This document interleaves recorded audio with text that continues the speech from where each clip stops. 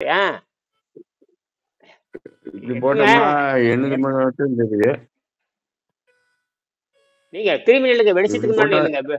வெளிச்சத்துக்கு முன்னாடி நில்லுங்க, வெளிச்சத்துக்கு முன்னாடி நில்லுங்க. நீங்க உங்க தலைக்கு பின்னாடி வெளிச்சம் இருக்குது. ஆமாங்க. திரும்புங்க. ஆ திருப்பி இருக்குங்க.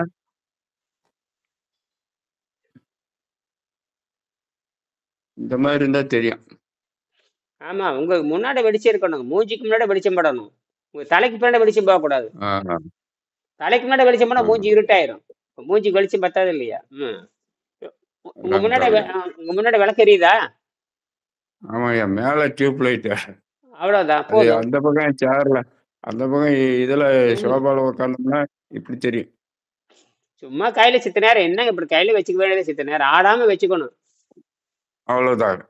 ஆடாம வச்சுட்டு அது ஒண்ணுமே இல்லை இன்னைக்குல, அதெல்லாம் ஒண்ணுமே கிடையாது. சும்மா ஆடாம மேல மேச மேல வச்சுக்க வேண்டியதுதான். அவ்வளவுதான். வச்சுட்டு சரிங்க. அப்படியே அப்படியே ஆ, ஒரு கனமான ஒரு பொருளை வச்சு சாய்ச்சிக்க வேண்டியதுதான். நல்ல முடிஞ்ச அளவுக்கு 95 டிகிரி ம், சும்மா சாய்ச்சி வச்சுட்டா முடிஞ்ச அளவுக்கு சாய்ச்சி வச்சுக்கணும். ஆ, நல்லா உயரம் நல்லா நேரா நிக்கிற மாதிரி 90 டிகிரி நேரா நிக்கிற மாதிரி இருந்ததுன்னா எல்லாமே தெரியும். இல்லாட்டி தலை பேரு கால் பேரு பேரு கண்ணாடி மட்டும் நெத்திலாம் தெரியும். ம். சரி, சொல்லுங்க என்ன? அதான். ஏ, ஆ, இப்போ முழுக்க நீங்க சொல்ற மாதிரியும் இல்லை, தண்ணி குடிச்சிக்கிட்டே இருக்கிற மத்தியானம் வரலாம். ம். நான் இந்த ஹோட்டல்ல சாப்பிட்ற ஆளு. அதனால தான் ஒரு வேளை மெஸ்ஸில் சாப்பிட்றோம், குழம்பு ரசத்தோட அப்படி. அப்புறம் மீதி நேரம் நீங்க சொன்ன மாதிரி தண்ணி குடிச்சிக்கிட்டு அப்படியே இருக்கான். அதுல முன்னேற்றம் வராது, சாதாரண உணவுல ஆ, முன்னேற்றம் வராது. ஆ, ஒருவேளை அது காய்கறின்னா நான் வாங்கிட்டு வந்து வேவிக்கணும். அது கொஞ்சம் இன்னும் ட்ரைனிங் வரல, அப்படியே ஓடிக்கிட்டு இருக்கு. அப்ப முன்னேற முடியாது. ஆ, அது நீ ஒவ்வொரு காய்கறி எல்லாம் காய்கறி வாங்கிட்டு வந்து அப்படியே வணக்கி சாப்பிட்டுருந்தாரா, அதான் ம், ம், ம். தெரியாத அப்படியே ஓட்டிக்கிட்டு இருக்கேன். நீங்க முன்னேறதுக்கு வாய்ப்பு இல்லை, அவ்வளவுதான். நீங்க விஷயம் தெரிஞ்சுக்கலாம், அவ்வளவுதான். ம். ஆ, ஆ, விஷயம் தெரிஞ்சுக்குங்க, அவ்வளவுதான். முன்னேறதுக்கு வாய்ப்பு இல்லைன்னா தொடர்ந்து கவனிக்கணும் அதை. ஆ, 180 நாள் கவனிக்கணும், 180 நாள் 6 மாசம் கவனிக்கணும். ஆ, ஆ. ஆசிரியரோட ஒத்துழைப்பு இருந்தா தான் செய்ய முடியும், இல்லாட்டி செய்ய முடியாது. இந்த ஒரு மாசம் இது முடிஞ்சுதான் அப்புறம் சேர்த்து மறுபடியும் வணக்கம்யா. கண்டினியூவா. வணக்கம், வணக்கம், வணக்கம், வணக்கம். ம். கொஞ்சம் மேலே ஏற்றி வச்சுக்கோங்க. வணக்கம், கொஞ்சம் மேலே ஏற்றி வச்சுக்கோங்க. ரைட். அவ்வளோதான், ஒரு மேசை மேலே வச்சுக்கோங்க. அவ்வளோ மேசை மேலே நல்லா 90 டிகிரியில் வச்சுக்கணும். நான் மேசை மேலே 90 டிகிரியில் வச்சுட்டேன், அவ்வளவுதான். மேசை மேலே 90 டிகிரியில் வச்சுட்டு அவரு சும்மா சாதாரண ஆ, மேசையில ஒரு இருக்கை போட்டு உட்காந்துருக்குற, அவ்வளவுதான். ரொம்ப சிம்பிள். இதுக்கெல்லாம் ஒண்ணுமே கிடையாது. ஒரு தரமான கேமரா இருந்துட்டா நல்லது. இப்பெல்லாம் இப்ப தரமான கேமரா வாங்கி கொடுத்துருக்காரு, அடுத்து இது வேலை நடக்குது. அதை பார்த்தா எனக்கு பெரிய கேமரா பெருசா வாங்கி கொடுத்தாரு, பெருசா நடக்குது. ம். ஆ ஆ சரி. நேற்றைய நேற்றைய செய்தி பார்த்தீங்கன்னா இதுல ஆரம்பிச்சோம். எதுல ஆரம்பிச்சேன்? நேற்று எப்படி எதுல முடித்தோம்? எதை பத்தி டிஸ்கஸ் பண்ணோம்? நிறைய நிறைய எடுத்து கொடுத்தாரு. யாரு? நம்ம ஊட்டி வழக்கறிஞர் நிறைய சின்ன சின்ன விஷயங்களை எடுத்து எடுத்து கொடுத்தாரு. இந்த மாதிரி பழைய செய்திகள் தமிழ்ல ஏராளமா இருக்கு. அது ஒருங்கிணைத்து தொகுத்து பேசுறதா ஆள் இல்லை. இந்த உணவில்லாமல் வாழும் கலை யாரு கண்டுபிடிச்சிருப்பான்னு கேட்டீங்கன்னா, இது 15,000 ஆண்டுகளுக்குமாக மையனுடைய சிற்பக்கலையில அது வருது. மையன் சிற்பக்கலையில இடுப்பு சிறுத்து இருந்தாவே உணவில்லாம வாடுறான்னு அர்த்தம். போதைப் பொருள் இல்லாம இடுப்பு சிறுத்து மார்பு பெருத்தல், அதுதான் உடம்புனுடைய அடையாளம். மையன் தொடங்கி வச்சாதான் அது. மையன் தான் சிற்பக்கலை நாயகன். சிற்பக்கலை உலகத்தின் முதல் பெருந்தச்சனே மையன் தான். அவர்கிட்ட இருந்தது இலக்கணமே பிறக்குது. ஆமா, இலக்கணம். அதாவது எல்லா எழுத்து சீர்திருத்தம் பண்ணவர் மையன் தான்.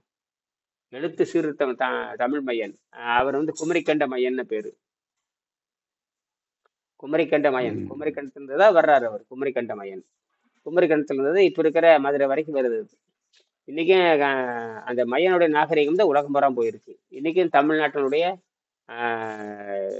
தஞ்சை தமிழ் பல்கலைக்கழகத்துல மயன் சிற்பக்கலை கட்டடத்தை பத்தி மிகப்பெரிய ஆய்வு இருக்கு, படிக்கலாம். அவர் எழுதியது ஐந்திர வல்லமை. அவர் எழுதுனதை பிரணவ வேதம் தொகுத்து கொடுத்தது. இன்னைக்கு ஐந்திர வல்லமை இருக்குது. கணபதி ஸ்தபதி தான் தொகுத்து கொடுத்தாரு. கணபதி ஸ்தபதி அந்த இடுப்பு சிறுத்திருத்துங்கிறது அதுதான். இடுப்பு சிறுத்திருத்திருந்தாவே உணவு பழக்கத்தை விட்டவன்னு அர்த்தம். இது உடம்பு இப்ப நோயில இழைச்சிருக்கிறது வேற. தின்னு தின்னு தின்னு நோயில் இழைச்சிருக்கிறது. திங்கிறது எதுக்குன்னே தெரியாம திருட்டு இருக்கான்றதான் இப்ப நான் எல்லாரும் அப்படித்தானே. எல்லாம் வெள்ளக்காரனுடைய முட்டாள்தனத்தினால நம்ம இருந்திருக்கோம். 200 250 வருஷமா தமிழர்களுக்கு மூளை வேலை செய்யவே இல்லை. அது யாரோ ஒருத்தர் வந்தாங்க. ஒரு 10-50 பேர் தான் அறிவாளிகளா இருந்தாங்க. அப்புறம் பூரா இயற்கை அறிவே இல்லாம போச்சு. வெள்ளைக்காரனுடைய சாபக்கேடுனால இயற்கை அறிவே போயிடுச்சு. அவன் உலகத்தையே நாசம் பண்ணிட்டு போயிட்டான் அவன். குருகுல கல்வி ஒழிச்சது, எல்லாத்தையும் ஒழிச்சது அவன் தான். ஒழிச்சு போட்டு கடைசியில ஒரு கேவலமான ஒரு ஒரு அறிவே இல்லாத, படித்த வேலையே கிடைக்காத, அவன்கிட்ட படிச்சோம்னா எதுவுமே கிடைக்காது. வெள்ளைக்காரனுடைய மதிப்பெண் கல்வி யார் படிக்கிறானோ மூளை வேலை செய்யாது. எதுவுமே மலடா போயிடுவான். அதான் விஷயமே. செய்முறை கல்வி இல்லாத கூட அவன் மலடாக மாறி விடுவான். செய்முறை கல்வி இல்லாத பொழுது மலடு. அவனுக்கு எதுவுமே கைத்தொழிலும் தெரியாது, செய்முறையும் தெரியாது. இந்த காகிதத்தை நம்பிட்டு கதை ஓட்டிட்டு இருக்கிறது. காகிதத்தை நம்புறது எதுக்குமே ஆகாது. இது தமிழர் நாகரிகம் முழுக்க முழுக்க செய்முறை கல்வி. செய்முறை கல்வி வச்சு புதியன கண்டுபிடித்தல், பிரச்சனைக்கு தீர்வு காணுதல், புதியன கண்டுபிடித்தல், பழையன கழிதலும் புதியன புகுதலும்ங்கிறதான் நம்மளுடைய கல்வி. அதுக்கு நன்னூல் எழுதினார். நன்னூல் பவனதேமியவர் அவர் எழுதினார். படசெல்லாம் விட்டுட்டு புதுசு கண்டுபிடிங்கன்னா எழுதினார். திருவள்ளுவர் அப்படித்தான் அறிவை வைத்துக்கொண்டு பிரச்சனையை தீர்வு காணுங்கிறாரு. நீங்க என்ன பண்றீங்கன்னு படசு பிடிச்சிக்கிட்டே உட்காந்துருக்கிறது, கேவலமா உட்காந்துட்டு இருக்கிறது. அப்படித்தானே வடக்கறிஞர்? படசு பிடிச்சிட்டு மிக மிக கேவலமாக, அது பன்றியை விட மோசமான நிலையில உட்காந்துக்கிறது. பன்றியை விட மோசமான நிலை. சேத்துல உழலும் பன்றி மாதிரி இருப்பாங்க. அதை விட மோசமான நிலையில தான் மனிதர் இருக்கிறான். ஏன்னா அவனுக்கு செய்முறையே கிடையாது. அதே சொர்க்கம், அதே கரெக்டா சொல்லிட்டீங்க, அதே சொர்க்கம் நினைக்கிறான். அது மாதிரி புராண கதைகள் நிறைய இருக்கு. பன்றி மாதிரி இருன்னு சொல்றதுல கதையிலே இருக்காங்க. பன்றி கூட்டம், அது சொகுசு வாழ்க்கை. அவ்வளவுதான். அது அந்த நாட்டமே அதுக்கு பிடிச்சி போகும். உணர்வு கட்ட நிலையில், கேடு கட்ட நிலையில் தான் அந்த மனித சமூகம் இருக்கும். அது அந்த பிசாசினுடைய இன்னொரு வடிவம். அது எண்ணத்துல உட்காந்துக்கும், மாறவே விடாது. அவ்வளவுதான். அது உடைய சாகடிக்கிறதுக்கே இப்ப அறிவு. அதை நீங்க இதுக்கு வர்றதே பெரிய விஷயம். அதுல நீங்க அது சொல்றது ரெண்டு கடைபிடிக்கிறது அதை விட பெரிய விஷயம். இதெல்லாம் நான் 25 நாங்களே தனியா சிந்திக்கிறவன், தனித்து சிந்திக்கிறேன். யார்கிட்டையுமே கேள்வியை கேட்காதவன். ஏன்னா எவனுக்குமே இல்லை, அவ்வளவுதான். நல்ல அறிவாளிகள்ங்கிறது கிடையவே கிடையாது. எங்க இருக்கிறாங்க நல்ல அறிவாளி? அதெல்லாம் இருந்தாங்க 2000 ஆண்டுக்கு முன்னாடி அறிவாளிகள் இருந்தாங்க. இப்ப அறிவாளிகளே இல்லை. அறிவாளிகளே இப்ப இல்லை. இல்ல, அப்புறம்தான் மறைமலை அடிகள் இவங்கெல்லாம் வந்தாங்க. மறைமலை அடிகள், காசு பிள்ளை, இவங்க அது ஒரு 10-100 பேர் தான் வந்தாங்க. தமிழர் நாகரிகம் என்ன கண்டுபிடிப்புன்னு சொன்னவங்களே ஒரு 100-200 பேர் தான். அதுக்கு மேல ஒருத்தரும் கிடையாது. அது வெள்ளைக்கார அடிச்சு விட்டு போயிட்டான். அப்புறம் வந்தவங்க தான் மறைமலை அடிகள் வந்தாங்க, காசு பிள்ளை வந்தாங்க, வாரன் வந்தாங்க, பருதிமார்கலர் வந்தாங்க, இத்தனை பேர் வந்தாங்க. தேவநாய பாவனர் வரைக்கும் வந்தாங்க. சாதாரண விஷயம் இல்லை. போராடி வந்துட்டாங்களே, கண்டுபிடிச்சிட்டாங்களே. அதுக்கு அப்புறம் தான் இந்த எதுக்கெல்லாம் ஆப்பு வைக்கிறதா இது. எல்லாத்துக்கும் சேர்ந்து இதை கத்துக்குங்கடான்னு சொல்ல வர்றதான் இதுதான். இது 15000 ஆண்டுகளுக்கு முன்னாடி போகுது. இது மையனுடைய சிற்பக்கலை அடிப்படையாக கொண்டது. மையன்னா யாருக்கும் தமிழ்நாட்டில் தெரியாது. மையன்னு ஒருத்தர் அறிவிச்சர் யாருன்னு கேட்டீங்கன்னா, கணபதி ஸ்தபதி. அவர் தான் கன்னியாகுமரியில சிலை வடிச்சார் இல்லையா, அவர் தான் இந்த மையன்னா யாருன்னு உலகத்துக்கு அறிவித்தது. மையன் நாகரிகம். இதுல பாத்தீங்கன்னா அந்த மையன் நாகரிகமும் தமிழ்நாட்டு மையனும் மெக்சிகோ மையனும் சொல்லி ஆராய்ச்சி பண்ணி சொன்னாரு. அவரு சிற்பக்கலையினுடைய உலகத்தினுடைய தலையாய சிற்பக்கலையில் ஒருவர் தான் கணபதி ஸ்தபதி. சென்னையில வாழ்ந்தவர். அவரு சிற்பக்கலையினுடைய முதல்வராக இருந்திருக்காரு. சாதாரண விஷயம் கிடையாது. அவர் சொன்னதுதான் அது எல்லாமே. அதுலதான் ஐந்திர வல்லமை வருது. ஐந்திர வல்லமை புரிந்து கொள்ள முடியாத கடுந்தமிழ். அது விண்வெளியில் வீடு கட்டுறதெல்லாம் இருக்கு. விண்வெளியில் எப்படி வீடு கட்டுறது? கட்டடமே விண்வெளி தான். அது கட்டடம் கட்டுவது என்று சொன்னாலே விண்வெளியில தான். இப்ப நம்ம பூமி எதில் இருக்குங்க? பூமி எங்க இருக்கு? பூமி எங்கே இருக்கு சொல்லுங்க. அப்புறம் விண்வெளியில கட்டடம் கட்டுறத? பூமி விண்வெளியில தான் இருக்குன்னு யாராவது சொல்றீங்களா? ஒருத்தராது பூமி தெரியல. அதான் அட்ரஸே தெரியல. பூமி விண்வெளியில தான் இருக்குதுன்னு நிறைய பேருக்கு தெரியாது. பூமி எங்க இருக்குது? விண்வெளியில தான் இருக்கான்.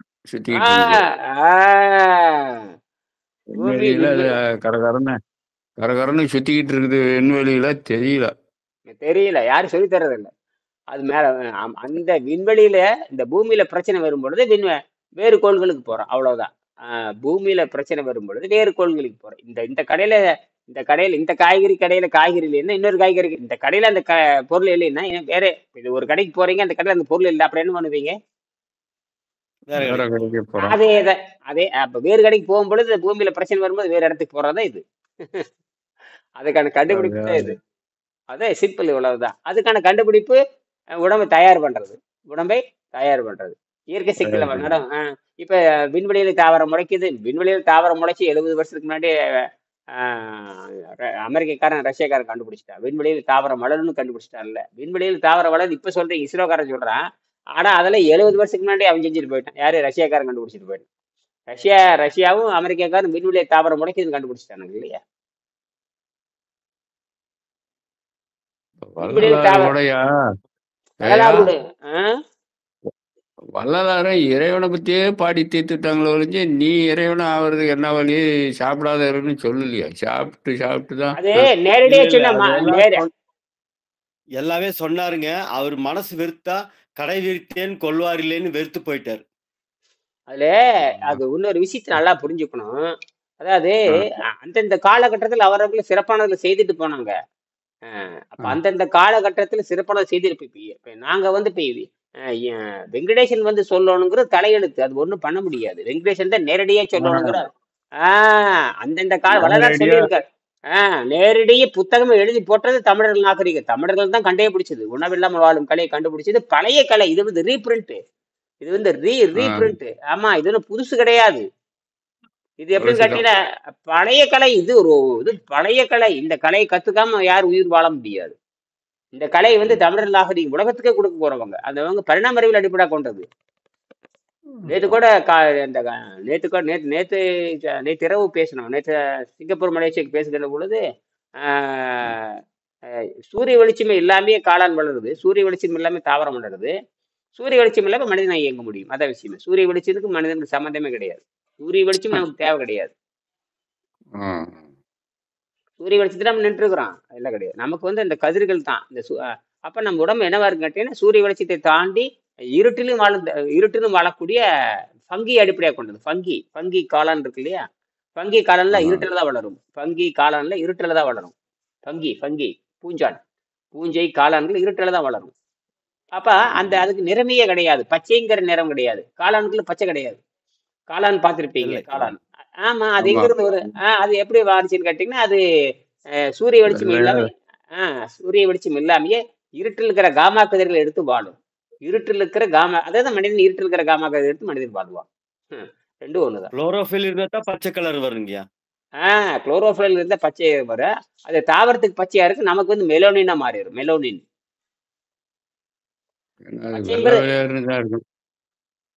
வெள்ளை கலர்ல தான் இருக்குது காளான் இதெல்லாம். அது அது அது காளானுக்கு இருக்கிற பச்சையம். அது காளானுக்கு இருக்கிற பச்சையம். அது பச்சையம். காளானுக்கு இருக்கிற பச்சை. எது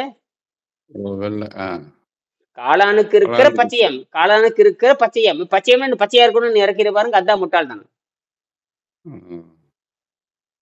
அந்த பெயர் வச்சு முடியும். ஆமா, ஏன்னா அதுல இருக்கிற உப்பு அதுல இருக்கு. எதுல இருக்கிற உப்பு? இந்த பச்சையா இருக்கிற நிறத்துல இருக்கிற உப்பு தான் பச்சையா தாவர இலையை. இப்ப சாதாரண தாவர இலை பச்சையா இருக்குது. ஆனா காளானுடைய தாவரம் வந்து வெள்ளையா இருக்குதுன்னா நிறம் தான் மாறி இருக்கே தவிர ரெண்டும் ஒண்ணுதான். நிறம் தான் மாறி இருக்கிறது. அந்த பச்சையத்துக்கு இன்னொரு பேரு, அது பேர் வச்சுட்டாங்க. இந்த குளோரோஃபில்னு சொல்ற மாதிரி. குளோரோஃபில்ங்கிறது பச்சையா இருக்கிறது. மெலோனின்ங்கிறது பழுப்பு நிறத்திலும் வெள்ளை நிறத்திலும் இருக்கு. நீங்க எந்த நிறத்துல இருக்கிறீங்க? பழுப்பு நிறத்திலும் வெள்ளை நிறத்திலும்.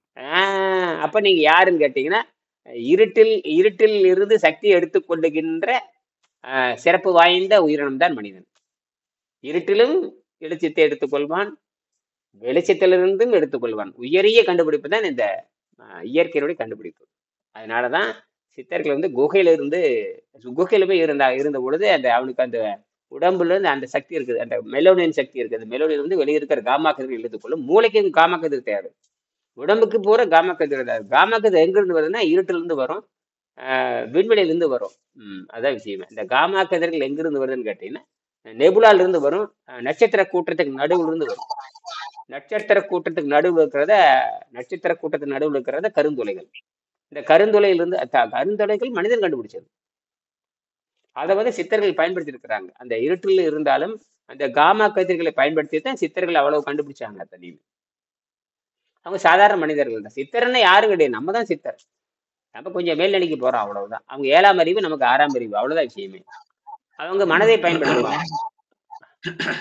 இசைஞானி. வணக்கம். இசைஞானி இசையரசர் இசைஞானி இளையராஜா என்ன சொல்றாருன்னா, எல்லாத்துக்கும் காரணம் மனம்னு அழகா சொல்றாரு. இதுதான் பெரிய கண்டுபிடிப்பு. மனம் தான் என்னை இப்படி உருவாக்குறதுன்னு சொல்றாரு. இது எவ்வளவு பெரிய விஷயம் அது. இப்பதான் உலகத்துக்கே தெரியுது மனம் என்னன்னு தெரியுது. இப்பதான் 10 நாளைக்கு முன்னாடி பேசினார். மனம் தான் எல்லாத்தையும் தீர்மானிக்கிறதுன்னு.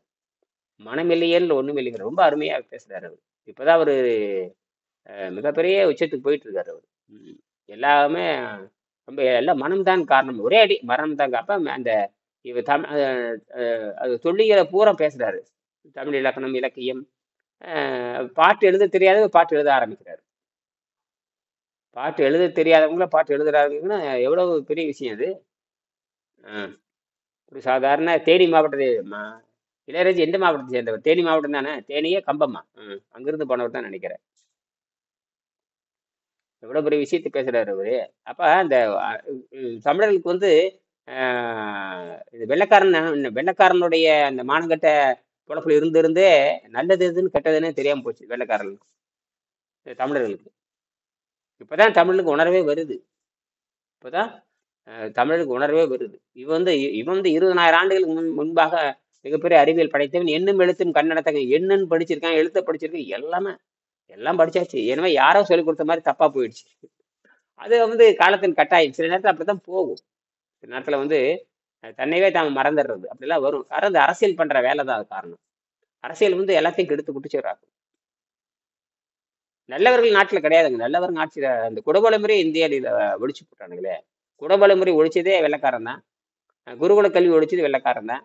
பண்டமாற்று முறை ஒழிச்சதும் வெள்ளைக்காரன் தான். எல்லாத்தையும் நாசம் பண்ணிட்டு போயிட்டாரு. மூணையும் சர்வதேசம் நாசம் பண்ணதான் வெள்ளைக்காரன். அது இந்த பிரிட்டிஷ்காரன் பண்ண அட்டகாசம். அவ்வளவுதான். நாம தான் நீ கண்டுபிடிச்சுக்கணும். அது கண்டுபிடிச்சாச்சு. நீ எப்படி இங்கிலீஷ் எல்லாரும் படிக்கிறாங்களே, இங்கிலீஷ்ல இருக்க எல்லா 800 கோடி மக்கள் படிக்கிற மாதிரி தமிழையும் 800 கோடி மக்கள் படிச்சாதான் தப்பிக்க முடியும்.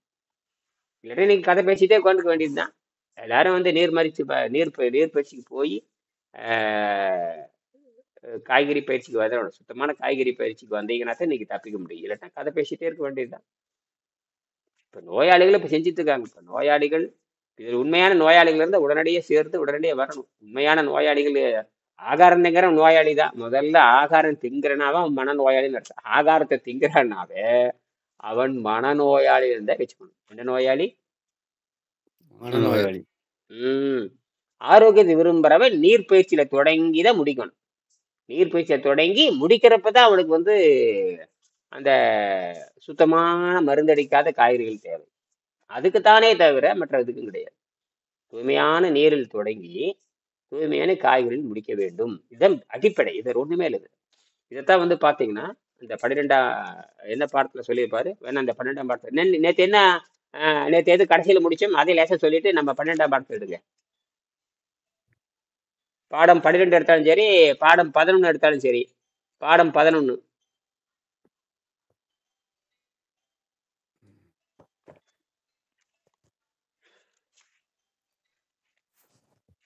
பிற்சேர்க்கை தாண்டி பாடம் 11 125ஆம் பக்கம் 125 சினோப்சிஸ் லெக்சரர் டேட்டட் 21/10/97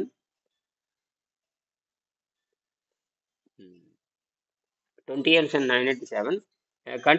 natural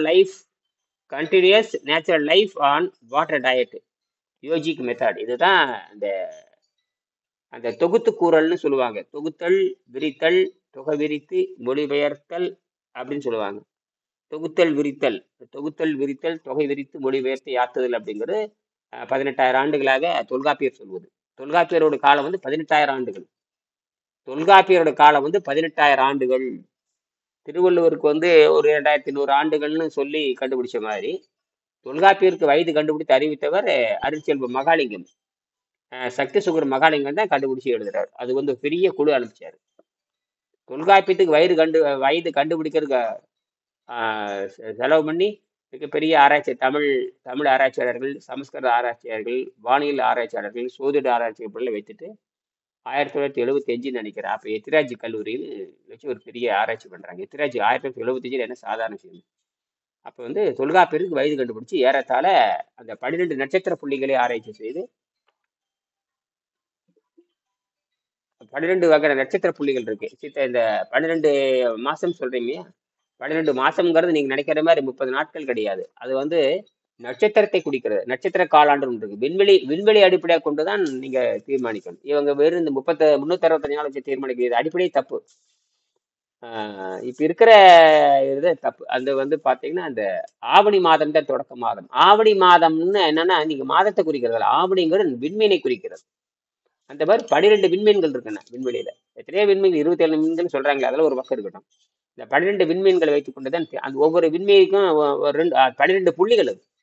இந்த 12 புள்ளியில வந்து ஆவணி மாதம் தொடக்க மாதம். ஆவணி, புரட்டாசி, ஐப்பசி, கார்த்திகை, மார்கழி, தைன்னு வரும்பொழுது 6 மாசம் வரும்.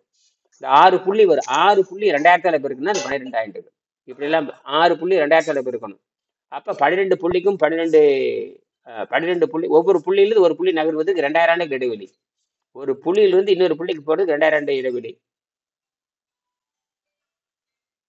அது என்ன சத்தம் வந்துட்டே இருக்கு நிறுத்த? ம்.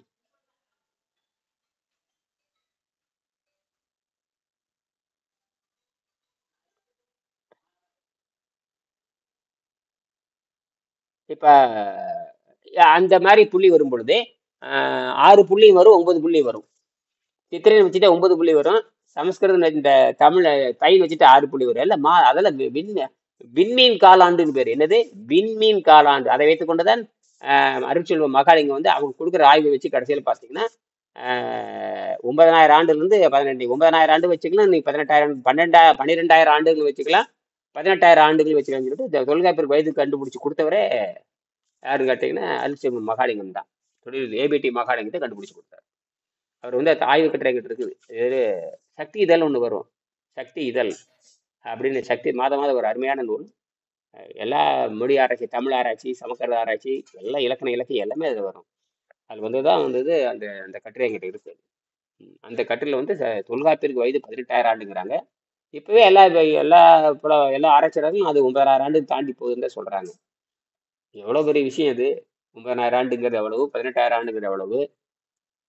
அதுல பாத்தீங்கன்னா மையனுடைய மையனுடைய ஐந்திர வல்லமை பத்தி தொல்காப்பியர் எழுதுவார். அது நான் வந்து மையனுடைய ஐந்திரத்தை படித்தேன்பாரு.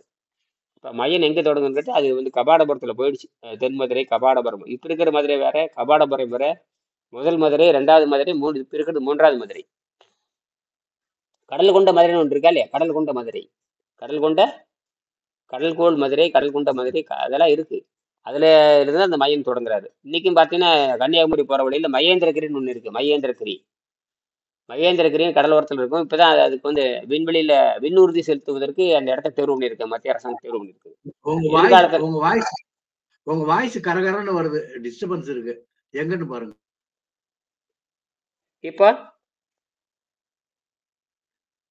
இப்ப தெளிவா இருக்கா? தெளிவா இருக்கு. இப்ப சரியா இருக்கா? ஆக அந்த தொல்காப்பியருக்கு வயது கண்டுபிடிச்ச மாதிரி தான் இதெல்லாம். அப்ப வந்து தொல்காப்பியருக்கு மையம் கிட்டத்தட்ட பாத்தீங்கன்னா சரியாகல. அப்படின்னா யாராவது திறந்து வச்சிருப்பாங்க. இப்ப என்றது சரியா தான் இருக்கு. யாராவது வந்து பேசாம சும்மா இருக்கும்பொழுது அந்த சத்தம் வரும். எல்லாரும் அவங்கவுங்களோட ஒளி வாங்கியே வந்து அமைதிப்படுத்திட்டாங்கன்னு வச்சுக்க, நல்லா இருக்கும். யாரோ ஒருத்தர் திறந்து விட்டாங்கன்னா அது வந்து கரகரன், எங்க அதுக்கே கரகரன்னு வரும். சரி, நேற்று என்ன பேசணுங்க? நேற்று சாயங்காலம் அந்த இப்ப வந்து எதை பத்தி பேசணும்? இந்த சினப்சிஸ். அது ரொம்ப முக்கியமான சினப்சிஸ்ங்கிறது ஆங்கிலத்துல உடைய சாராம்சம். அதாவது என்ன கேட்டீங்கன்னா, இந்த ஜெர்மனி ஆங்கிலத்துல உடைய இந்த சுருக்கமா சொல்லியிருக்காரு. ஜெர்மனி டாக்டருடைய 2 தத்துவத்தையும் தமிழ் திருவள்ளுவர் சொல்லக்கூடிய தத்துவத்தையும் 3 இணைச்சு தான் சொந்தம் ஆராய்ச்சி பண்ணி உடம்பு எப்படி கண்டுபிடிச்சிருங்கிறது தான் விஷயமே. இந்த செய்தி தான் வந்து இப்ப இந்த ஒரு பக்கமே போதும் உலகத்துக்கான தீர்வு. இந்த ஒரு பக்கத்தை படிச்சுட்டாங்கன்னா, ஏன்னா தமிழ்ல இருக்கு, ஆங்கிலத்தில் இருக்கிறதுனால ஆங்கிலம் எல்லாத்துக்கும் தெரியுது இல்லையா? அதனால இதை படிச்சாவே தெரிஞ்சு போயிடும். அப்புறம் இது எப்படி சொல்லி கொடுக்கறதுங்கிறது தமிழ் சொல்லி கொடுக்குறோமே தவிர மற்றபடிக்கு சுருக்கிட்டாரு. நேற்று என்ன முடிச்சோம்? நேற்று இதுல தான் நான் என்ன முடிச்சேங்க நேற்று பிரகாஷ்? நேற்று என்ன படிச்ச லேசா சொல்லுங்க. நேற்று படிச்சதெல்லாம் நினைவு கூறுங்க. எப்பவுமே வர்றதுக்கு முன்னாடி நேற்று என்ன படிச்சுங்க, இப்போ இந்த குழுவில் வர்றவங்க நேற்று என்ன படிச்சுங்க நினைவு கூறிட்டு வரணும். இல்லைன்னா வீணா போயிடும். நினைவு கூறுறீங்களா இல்லையா? எல்லாத்துக்கும் செய்தி அனுப்புறீங்க, அப்பப்போ நடக்கிறத பூரா பதிவு பண்ணி போட்டு விட்டுறான். அதையும் நீங்க என்ன பண்றீங்க, எல்லாத்துக்கும் அனுப்புறீங்க. இதெல்லாம் தொடர்ந்து நீங்க பண்ணிட்டே இருக்கிறீங்க. கடைப்பிடிக்கிறீங்க இல்லையா, அடுத்தவங்களுக்கு செய்தி போயிட்டே இருக்கணும். போயிட்டே இருக்கணும். நீங்க பார்த்துட்டே இருக்கிறீங்க. நீங்க பார்க்குற செய்தியை வந்து அப்படியே பதிவு உங்க சத்தம் வரலைங்க பிரகாஷ். பிரகாஷோட சத்தம் வரல. 5 வகை மனத்தை பத்தி எல்லாம் பேசுனேங்க. 144வது பக்கத்துல ஆ, அந்த உணவு இதை பத்தி பார்த்தோம். ஆ, ஆ, ஆ. மூவகை மரணத்தை பத்தி பேசியிருப்போம். ம். ஆ, மரணம் 3 ஆமா. வகை பத்தி பேசணும். அப்புறம் என்ன பேசணும்? ம், ம். நீங்க கூட என்னமோ கேட்டுட்டு இருந்தீங்க. ரங்கநாதன் கூட என்னமோ கடைசியா என்னமோ கேட்டுட்டு இருந்தீங்க இல்லையா? ம், ம். நீங்க என்னமோ ரங்கநாதன் என்ன கேட்டீங்க? ரங்கநாதன் என்ன கேட்டீங்க? நீங்க கூட ஒரு கேள்வி கேட்டீங்க. இது யார் யார் சில சந்தேகங்கள் பேசும்போது சந்தேகம் கேட்டீங்க. நம்மளும் பேசணும், உரையாடல் பண்ணணும். வந்து சரி, மரணத்தை பத்தி என்ன பேசணும்னு சொல்லுங்களேன். மரணத்தை பத்தி என்ன பேசணும்? 3 வகை மரணத்தை பத்தி பேசணும். முதல் வகை மரணம், 2ஆம் வகை மரணம், 3வது வகை மரணத்தை பத்தி பேசணும். முதல் வகை மரணம் வந்து சில கோடியில் ஒருத்தருக்கு தான் வரும். யாரு கேசவனுடைய செய்தி அப்படியே வந்துட்டே இருக்கு பாருங்க. கேசவன் கேசவன் ஒளி வாங்கி கொஞ்சம் அமைதிப்படுத்துங்க. ம் அந்த ரைட். ஆமா ஆமா கேசவன் கேசவனுடைய அந்த ஆமா கேசவன் ஆண்ட்ராய்டு அது மாதிரி ஆமா ஆண்ட்ராய்டு பத்தி அது அடிப்படை தப்பு. கேசவனுடைய ஒளி வாங்கி அப்படியே மைக்க கேசவனுடைய ஒளி வாங்கி மைக்க வாங்கி அணைச்சி வைங்க. ஒளி வாங்கி கொஞ்சம் கையில தொடுங்க. அப்புறம் வந்துட்டார் இவரு நம்ம திருமாறன் வந்துட்டார் நினைக்கிறேன். திருமாறன் யாரு இது? ஐயா கணேசன் ஐயா ஏதோ கையை தூக்கி இருக்கிறாரு ஐயா. சரி சரி சரி. கணேசன் யாரு இங்க? தெய்வம் கணேசன் மேல இருக்கு ஐயா. கைப்பாடம் வச்சிருக்கிறாரு. என்ன கேளுங்க ஐயா அவரை. சரி, தயாளன் ஒருத்தர் வந்திருக்காரு. இங்க வந்து யாரு வந்திருக்காங்க? 5 others. மொத்தம் யாரும் இடம் இல்லாத 5 இவர் வேற வந்திருக்காரு. யாரு? திருமாறன் வந்திருக்காரு. வணக்கம் திருமாறன். வணக்கம். திருமாறன் தான் இன்னைக்கு. இப்ப திருமாறன் இப்ப திருமாறன் வந்து 10 மாசமா சொல்றதை கேட்கிறாரு. எத்தனை தொடர்ந்து எங்கிட்ட பயிற்சி எடுக்காரு ஒரே ஆள் யாருன்னு கேட்டீங்கன்னா அவரு தான். இது வரைக்கும் 50,000 ரூபாய் எனக்கு நன்கொடை கொடுத்துருக்காரு. 50,000 ரூபாய் நன்கொடை கொடுத்துருக்காரு. சாதாரண ஆள் கிடையாது. நேற்று வரைக்கும் நாங்க பேசிட்டு தான் இருக்கேன். எப்படி ஒவ்வொரு வினாடி எனக்கு எடுத்து செய்வார். அவரை அவ்வளவு தூரம் இந்த நீர் மருத்துவத்தை அவர் முன்னேற்றி இருக்கிறது. அவ்வளவு தூரம் இந்த நீர் மருத்துவத்தை முன்னேற்றி இருக்கிறது. எனக்கு லட்சம் $500, $2,000, $3,000 நன்கொடை கொடுத்தவங்களே இருக்காங்க. அதெல்லாம் பேரே உங்களுக்கு தெரியாது. அதெல்லாம் நிறைய இருக்காங்க. அமெரிக்காவில் இருக்காங்க, எல்லாம் இருக்காங்க. இப்போ அவங்களெல்லாம் வந்து கரெக்ட் பண்ணிட்டு இருக்கேன். இப்போ அவங்களெல்லாம் சேர்த்தி வந்துட்டு இருக்கிறேன். அவங்கெல்லாம் கொண்டு போறாங்க. அனைமா நீ 10ஆம் தேதி 9ஆம் தேதி ஜெர்மனியிலிருந்து ஆள் வர்றாங்க. நேற்று கூட செய்தி அனுப்பிச்சு பார்த்தீங்களா? ஜெர்மனியிலிருந்து நேற்று வந்து ஜெர்மனியில் என்ன நடக்குது? ஜெர்மனியில் இருக்கிற அந்த ஹாம்பர்க் யூனிவர்சிட்டியும் பாண்டிச்சேரியில் இருக்கிற இது பிரெஞ்சு நிறுவனம் ரெண்டும் சேர்ந்து தான் ஓலைச்சுவடி பயிற்சி மையம் நடத்துகிறாங்க 3 நாள். நல்ல வேலை. இப்போ வந்து பார்த்தீங்கன்னா ஜெர்மனிக்காரங்களும் பிரெஞ்சுக்காரங்களும் சேர்ந்து ஓலைச்சுவடி தமிழ் எப்படி எழுதி படிக்கிறதுன்னு சொல்றாங்கன்னா, இது எல்லா நாட்டு மக்கள் என்ன பண்ணணும், எல்லா நாட்டு அரசர்களும் தமிழை எழுத படிக்க சொல்ல வேணும். இது எப்படி ஜெர்மனிக்காரருக்கு இருக்க ஒரு அறிவு, பிரான்சுக்காரருக்கு ஒரு அறிவு வந்து உலகத்திற்கு இருக்கிற எல்லாத்துக்கும் வந்தா தான் உலகம் உருப்படும். ஏன்னா இதுதான் அடிப்படை. இதில் தான் இருக்கு அடிப்படையே எழுத்து. அதாவது ஒரு குழந்தைக்கு நேற்று ஏற்கனவே பேசியிருக்கேன், இப்போ 2 தடவை பேசியிருக்கோம். யாருங்க அந்த இன்னொருத்தர் யாருங்க நடந்துட்டே இருக்கிறாங்க, அவங்க இடத்துல உட்காருங்க. இடத்துல உட்காந்துக்குங்க. நீங்க இடத்துல சும்மா ஒரு அரை மணி நேரம் உட்காருக்கு. அவ்வளவு இப்படி உட்காந்து கையில் மேலே வச்சுக்கோங்க. ஆடாம வச்சுக்கோங்க. ஆடாம வைத்துக் கொள்ளுங்கள். சரி, இப்ப எல்லாம் ஓரளவுக்கு சரியா இருக்கு. பேசுறது தெளிவா இருக்கேன். ஓரளவுக்கு இருந்தாலும் கேசவன் தான் இன்னும் அணைஞ்சு வந்துகிட்டே இருக்கு. கேசவன் சரியாகல. கேசவன் அந்த ஒளி மைக்கை தொட்டு வைங்க. கேசவன் மைக்கை தொடுங்க. கேசவனுடைய மைக்கை தொடுங்க. இப்ப ஆன்ல இருக்கு. அவ்வளவுதான். அப்போ வந்து நீங்க பேசும் பொழுது நீங்க பேசும் பொழுது நீங்க வந்து ஒண்ணும் பண்ணாது. பேசாம இருக்கும்பொழுது அணைச்சிடணும். அப்பதான் நீங்க பேசிட்டே இருந்தீங்கன்னா அது இயற்கையா மாறிக்காது. ஆர்டிபிஷியல், அது இயற்கையா அது மாறிக்கிட்டே இருக்கு. அது அதோட வேலையா அதுதான். நீங்க பேசினா அது வேலை செய்யும், இல்லாட்டி கரகரன்னு சத்தம் கொடுத்துட்டே இருக்கும். இப்ப சத்தம் ஒழுங்கா வருதா? இதுக்கே நம்ம நேரம் சரியா போகுது. எல்லாரும் கொஞ்சம் வரும் பொழுது பேசும் பொழுதுதான் அது தொடணும். பேசாம இருக்கும் பொழுது அது ஒண்ணு விட்டுறவங்க அந்த சிந்தனை வந்துகிட்டே இருக்கணும். அப்பதான் மூளை வேலை செய்யும். புதுசா சிந்திச்சுக்கிட்டே இருக்கணும். எப்படி இந்த கருவியை எப்படி பயன்படுத்தணும்னு கேட்டு தெரிஞ்சுக்கணும். சிம்பிள், ரொம்ப எளிமை. இந்த கருவி எப்படி பயன்படுத்துறதுன்னு தெரிஞ்சுக்கணும். இப்ப எனக்கு மட்டும் என்ன தெரியுங்கிறீங்க? இது இருந்துக்காட்டானே இதை பேசிட்டு இருக்கிறோம். அந்த மாதிரி கருவியை பற்றி கொஞ்சம் அடிப்படை அறிவு பெரிய விஷயம் இல்லை. எல்லாத்தையும் கேட்டா சொல்லி கொடுத்துட்டு போயிடுறாங்க. வேற கீழே போயிடுச்சு, உங்களுக்கு தலை கீழே போயிடுச்சு. சரி, இது இந்த பேசுறதுக்கே நேரம் ஆகுது. நேற்று என்னென்னமோ பேசியிருக்கோம். குறிப்பா எது நேற்று பேசுறது எது உங்களுக்கு கவர்ந்தது? நேற்று வந்து இதை பேசியிருக்கோம், இதை கொஞ்சம் ஆழமா பேசணும் அப்படிங்கிறதா இருக்கா? இது எங்களை பேசிக்கிட்டோம், இது நல்லா தெரிஞ்சிருக்குது, எனக்கு புரிஞ்சிருக்குது, இதை தொடங்கி இருக்கோம் அப்படின்னு ஏதாவது இருந்தா சொல்லுங்க. ம். ஏன்னா உங்கள்கிட்ட இருக்கிற மூளையில கிண்டி கிளறாம நான் பாட்டுக்கு இப்படி கதை அடிச்சுட்டே இருந்தேன்னா எந்த பிரயோஜனம் கிடையாது. சும்மா உட்காந்து கேட்டுட்டு போறதெல்லாம் இருக்கக்கூடாது. நான் உணவு பழக்கத்தை மாத்திட்டேன்னு சொல்லாத வரைக்கும் நான் இதை ஒத்துக்க போறது இல்லை. சுயமா உணவு பழக்கத்தை நீங்களே செஞ்சுக்கணும். வித்தச்சோட ஆளாயிட்டு உங்களுக்கு எல்லாத்துக்கும் எல்லாரும் 17 வயசு கடந்தவங்க தான். ஒரு சாதாரண அரியா புல்ல கூட கறி சமைக்குன்னு சொல்லுவாங்க. 5 வெஞ்சனம் இருந்தால் அரியா புள்ளையும் கறி சமைக்கும் பொழுது இன்னும் போய் கடையில வாங்கி திங்கிறது அவமானம். யாராவது கடையில் போய் திங்கிறத தற்கொலை பண்ணிக்கலாம். இப்படியே நான் சொல்றேன், யாராவது கடையில் போய் வாங்கி திங்கிறவங்களா இருந்தா நீங்க தற்கொலைக்கு சமம்னு அர்த்தம். என்னது? திருப்பி சொல்லுங்க. இந்த கடையில போய் வாங்கி தின்னுட்டு இருக்குன்னு சொல்றவங்க எதுக்கு சமம்? தற்கொலைக்கு முடிவு எடுத்துங்க. இன்னையோட மாத்திங்க. நாளைக்கு அந்த பதில் வந்ததுன்னா அவங்க வந்து தகுதியற்றவங்க தான் அர்த்தம். என்னது? இந்த கடையிலாவது நான் கேட்கறேன், இந்த கடையிலையாவது எந்த உணவு கடையிலையாவது ஆரோக்கியம் விற்கப்படும் எழுதி போட்டிருக்கானான்னு கேட்கறேன். எந்த ஹோட்டல் கடைக்கு முன்னாடியாவது ஆரோக்கியம் இங்கே விற்கப்படுதான்னு கேட்கறேன். அங்க எழுதி போட்டிருக்கானா? மீன்கள் விற்கப்படுகிறது, காய்கள் விற்கப்படுகிறது, சர்க்கரை விற்கப்படுதுன்னு போறானே தவிர முன்னாடி வந்து இந்த ஹோட்டல் கடையில் ஆரோக்கியம் விற்கப்படுகிறதுன்னு எழுதி போட்டிருக்கானா? ஐயா, ஒரு ஊர்ல ஒரே ஒரு கடையில மட்டும் ஒரு வித்தியாசமா ஒரு அறிவு போட்டிருந்தாங்க. இந்த இந்த கடை உரிமையாளர் இந்த கடையில் தான் சாப்பிடுகிறார்னு ஒரே ஒரு கடையில பார்த்தங்க. சரி கரெக்ட். சரி கரெக்டா? சரிதான். இந்த கடையின் உரிமையாளர் ஈரோட்ல எங்கேயோ பார்த்தங்க. நன்றி ஐயா. நல்லது. அப்படின்னா அப்ப தெரிஞ்சுக்குங்க. அப்ப யாரும் ஆரோக்கியத்திற்காக உணவு விற்கப்படவில்லைன்னு தெரிஞ்சுக்குங்க. அப்ப ஏன் இந்த கடையில சாப்பிடுறீங்க? கேட்கணும். ஏன்டா இந்த கடையில ஆரோக்கியம் விற்கிறீங்களான்னு கேட்கணும். அப்ப எதுக்கடா கேட்கணும், அந்த கடைக்காரன போய் கேட்கணும். அல்லது உணர்ந்து நீங்க திருப்பிக்கணும். என்னது? இந்த கடையில போய் ஒருத்தர் உணவு வாங்கி சாப்பிட்றானாவே அவன் யாரை எந்த மாதிரி வச்சுக்கலாம்? அவங்கள சொல்லுங்க. அவர் என்ன மாதிரி வச்சுக்கலாம் அவங்கள? கையாலாகாதவர்கள். கையாலாகாதவர்னு சொல்லுங்க. சரியா சொல்லிட்டீங்க. கடையில போய் ஒருத்தர் வாங்கி திங்கிறனாவே அவன் கையாலாகாதவன் அர்த்தம். அப்ப கையாலாகாதவன்னு பூமிக்கு தேவையற்றவன் அர்த்தம். என்னது? பூமிக்கு தேவை, பூமிக்கு பாரம். பாயமா. எப்பவுமே சுயமா செஞ்சுக்கிறவன் கைத்தொழில் ஒன்றை கற்றுக்கொள், கவலை உனக்கில்லை ஒத்துக்கொள்ளாது. எப்படி வேணா வச்சுக்கலாம். கைத்தொழில் கத்துக்கணும், எதுவுமே கத்துக்கணும். அகத்திலிருந்து கத்துக்கணும். அகத்தின் வழியாகத்தான் கற்றுக்கொள்ள முடியும். உணர்தல் தான். இப்ப யாருமே உணவு கடையில போய் திங்காதவன் யாருமே கிடையாது. அது வேற. கடையில போய் வந்து திங்காதவன் யார்? அப்ப ஒரு காலத்துல கடையன்னு ஒண்ணு கிடையாது இல்லையா? எப்ப கடை வந்துச்சு கடையா போச்சு. எப்ப கடை வந்ததோ அவன் கடையாக போய் விட்டான். கடை என்ன தெரியுமா? கடைசியில போயிட்டான்னு அர்த்தம். கடையினாவே கடைசி. ஆமா, கடையினாவே கடைசியில இருக்குன்னு அர்த்தம்.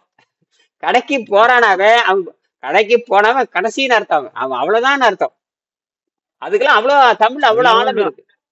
சொல்லுங்க. அதனாலதான் பேரே வந்திருக்க மாட்டேங்கய்யா. ஆமா, கடைசியே போறவன் கடைக்கு போயிடும். கடைக்கு போனா முடிஞ்சு போச்சு. எத்தனையோ கடை இருக்கு. இந்த கடை இருக்குது, இந்த கடை இருக்கு, எத்தனையோ கடை இருக்கு. சாராய கடையும் இருக்குது, அப்புறம் போண்டா பஜ்ஜி கடையும் இருக்குது, எல்லா கடையும் இருக்கு. கடையினாவே என்ன அர்த்தம் தெரியுமா? கடையினா கடைசின்னு ஒரு அர்த்தம் இருக்குது. கடையினா விற்கிற பொருள்னு ஒரு அர்த்தம் இருக்குது. அது கடை விரித்தார் கொள்வார்கள் மாதிரி வள்ளலார் சொன்ன மாதிரி. வள்ளலார் சொன்னதாக சொல்லுகிறார்கள். ஆனா எந்த இடத்துல அந்த வரி இல்லை. நான் தேடிட்டு இருக்கிறேன். முடிஞ்சா இந்த கடை விரித்தேன் கொள்வார் இல்லை கட்டினேன்னு ஒரு வார்த்தை சொல்றதாக எல்லாரும் புழங்கப்படுகிறது. எல்லாரும் சொல்றாங்களே தவிர எந்த பாடலில் எந்த இடத்தில் வருகிறது என்று யாராவது முடிஞ்சா சொல்லுங்க. எந்த இடத்தில் எந்த பாடல்? ஆமா, அது நிச்சயமா அது இருக்கிற மாதிரி எனக்கு தெரியல. ஏன்னா நான் வந்து திருவாசகத்தை இந்த இது அவரு திருப்பாவே ஆராய்ச்சி பண்ற ஆள் நான் கிடையாது. நான் வந்து வள்ளலாருடைய அன்பரும் கிடையாது, வள்ளலாருடைய மாணவர். எனக்கு வள்ளலாருக்கு எதுக்கும் தொடர்பே கிடையாது. எனக்கு வள்ளலாருக்கும் ஐயா இதே கடைபிடித்தேங்கிறதுக்கு வந்து மக்கள் வந்து தவறா புரிஞ்சுக்கிட்டாங்க. அவங்க கடைநிலையை விரித்து சொன்னேன், அதாவது முக்தி அடையக்கூடிய கடைநிலையை விரித்து சொன்னேன். அதை யாருமே ஒத்துக்கிறது யாருமே இல்லை, யாரும் கத்துக்கல. அந்த ஒரு எப்படி எடுத்துக்கலாம்னு கேட்டீங்கன்னா, நீங்க சொல்றது புரியுதான்? நீங்க சொல்றது புரியுதுதான். அது எப்படி? ஆனால் அந்த மாதிரி ஒரு வாசகம் திருவருட்பாடுல இருக்கிற மாதிரி தெரியல, தனிப்பட்ட முறையில். அது ஏதாவது சுருக்கமா சொல்லியிருக்கலாமா தவிர பாருங்க, யாரும் அங்க சத்தம் கேட்டே இருக்குது பாருங்க. அந்த இன்னும் இந்த மைக்கு யாரும் ஒழுங்கு பண்ணவே இல்லை. இங்க ரொம்ப பிரச்சனையா இருக்கு, எனக்கு பேசவே முடியல. எல்லாரும் அவங்கவுங்க மைக் நிறுத்துங்க. முதல்ல எல்லாரும் அவங்கவுங்க மைக் நிறுத்துங்க தயவு செய்து. இங்க பேசவே முடியல. யாரு பேசணும்னு நினைக்கிறீங்களோ அப்ப மட்டும் அந்த ஒடி வாங்கி தொடுங்க. இப்ப அது நான் நேரம் நேரம் நான் கடந்து போயிடலாம். ஆக அந்த மாதிரி ஒரு வரி இல்லை, எனக்கு தெரிஞ்சே சொல்லுங்க. ஏன்னா நான் வந்து வள்ளலாரை கொள்கை ஆராய்ச்சி பண்றவன் நான் கிடையாது, எனக்கு அதை பத்தி சம்மந்தமே கிடையாது. ஆனால் அதுல இருக்கிற பல செய்திகள் இதோட ஒத்து போகுது. அதாவது நாம செய்கின்ற தூய்மை நிலையில நம்ம இந்த தூய்மை நீர்பயிற்சிக்கு வர இந்த நீர்பயிற்சி கண்டுபிடிச்சு கொடுத்தவங்களே சித்தர்கள் தான் நான் புரிஞ்சு போச்சு. நீர்பயிற்சின்னு ஒண்ணு வந்து வெங்கடேசன் சொல்லாத வரைக்கும் யாருக்குமே தெரியாது. நீர்பயிற்சி நீர் மருத்துவம்னு ஒண்ணு இருக்குதுன்னு வெங்கடேசன் வந்து சொல்லாத வரை உலகத்துல யாருக்குமே தெரியாது. உலகத்துல தெரியாது. அதுதான் விஷயமே. அப்ப வள்ளலாருக்கு தெரியும், தெரியாம போயிருக்கலாம். நீரடியா நீரே மருந்தாக அருந்துன்னு சொல்லாம போயிருக்கலாங்கிறேன். அது அந்த அந்த இடத்துல எட்டி இருக்காது அவருக்கு. எல்லாத்துக்கும் எல்லாம் தெரிஞ்சிருக்கணுங்கிற அவசியம் கிடையாது, எல்லாத்துக்கும் எல்லாம் தெரிந்திருக்க வேண்டுங்கிற அவசியம் இல்லை. எல்லாத்துக்கும் எல்லாம் வழியை கடைபிடிச்சிருப்பாங்கய்யா. அவர் வந்து ஒரு நாளைக்கு ஒரு வேலைதான் அவர் சாப்பிடுவார், ரொம்ப அளவா கம்மியா சாப்பிடுவார்னு சொல்லியிருந்தாங்க. ரெண்டாவது இப்ப திருக்கதவை தாளிட்டு உள்ளிருந்து நான் பல நாள் வரமாட்டேன்னு சொல்லிக்கிறேன். அப்ப அது பயிற்சி பண்ணி எடுத்திருப்பாராட்டு இருக்குங்க. அதுதான் உண்மை. இப்பதான் கரெக்டா பிடிக்கிறீங்க, அதுதான் உண்மை.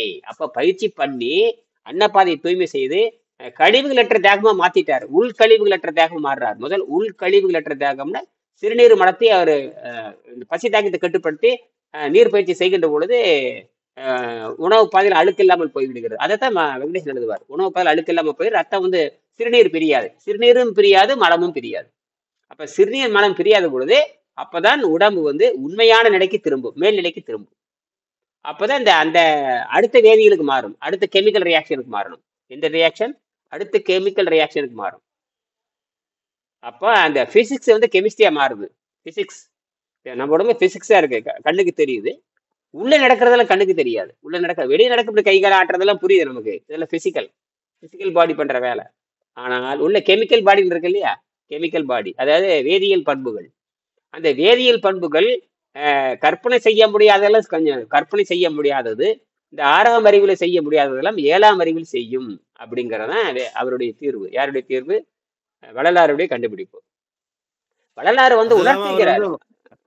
அவரு பயங்கரமான ரசவாதிங்க, பயங்கரமா கெமிக்கல் ரியாக்ஷன் எல்லாம் பண்ணி தகரத்தை பொண்ணா மாத்தணும்னு எல்லாரும் அதிக பழகிறதான் வந்தாங்க. அதான் மனசு வெறுத்துட்டாருங்க.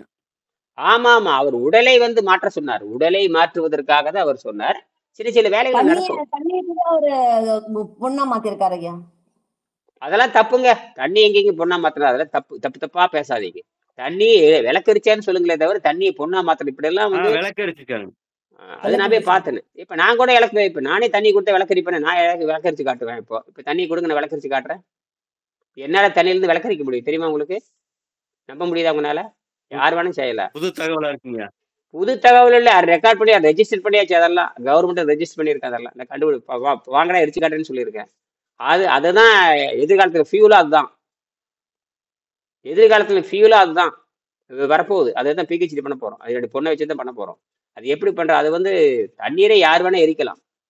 தண்ணீரை எரிபொருளாக வரும்.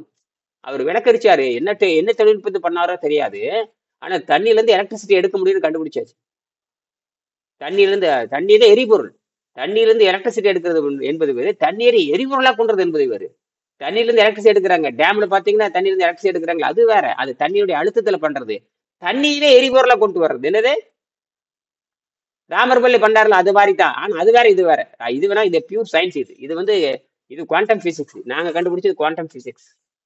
நான் கண்டுபிடிச்சது குவாண்டம் பிசிக்ஸ்ல கண்டுபிடிச்சிருக்கேன். குவாண்டம் பிசிக்ஸ்னு பேசுறீங்களா? நான் கண்டுபிடிச்சிருக்கேங்கிறேன்.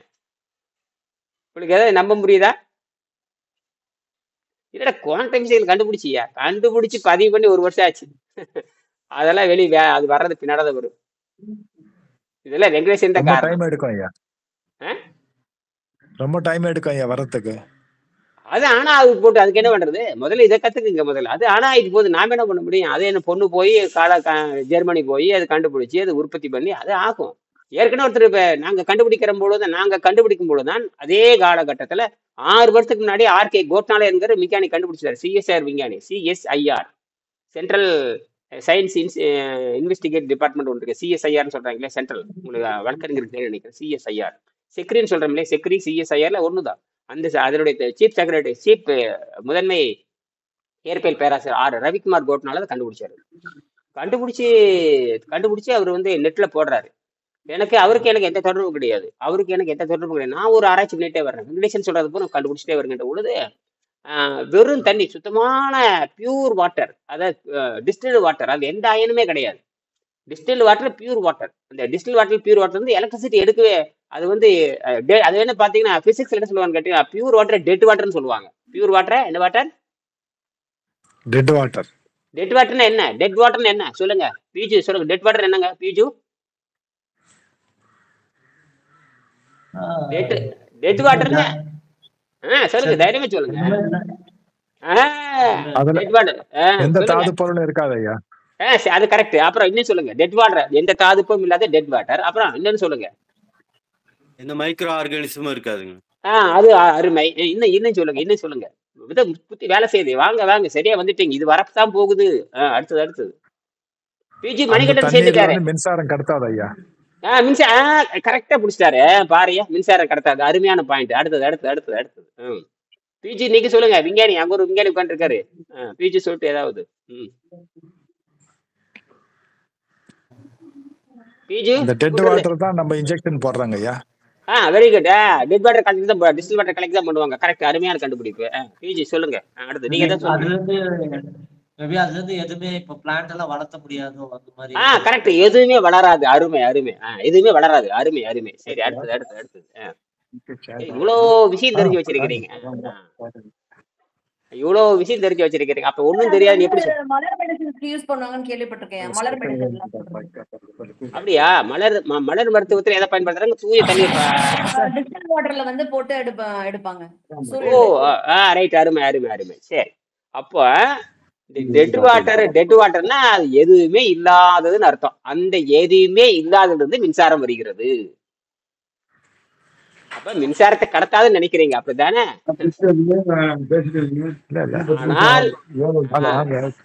சரி, மின்சாரம் எதுவுமே கடத்தாது. நீங்க சொல்றது எல்லாம் அந்த தகுதி இருக்கு. இந்த டெட் வாட்டர்னு இறந்த வாட்டர் அல்லது தூய, அது உண்மையாலுமே அதுக்கு பேரு தூய தண்ணின்னு பேரு. தூய தண்ணீர் வந்து எதற்கும் பயன்படாது.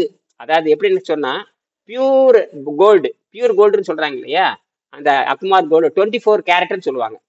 24 கேரட் வந்து எதற்கும் பயன்படாது.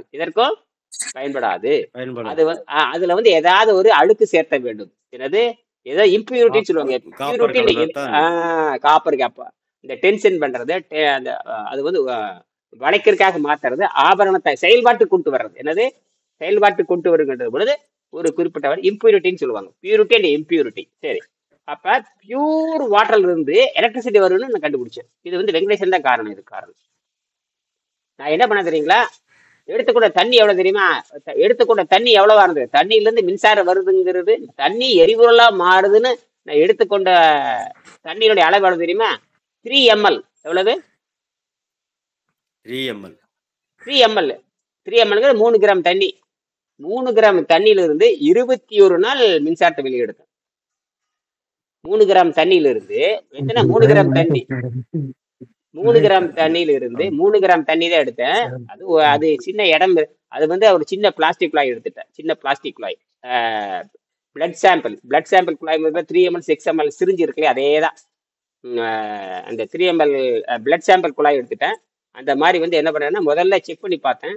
செக் பண்ணி பார்க்குறப்ப பியூர் வாட்டர், டிஸ்டில் வாட்டர் கடைக்கு போய் வாங்கிட்டு வந்தேன். முதல்ல வந்து ஆரம்பத்தில் வந்து சாதாரண தண்ணி, குடிநீர் தண்ணி, ஆற்று தண்ணியெல்லாம் போட்டு பார்த்துட்டே வந்தேன்.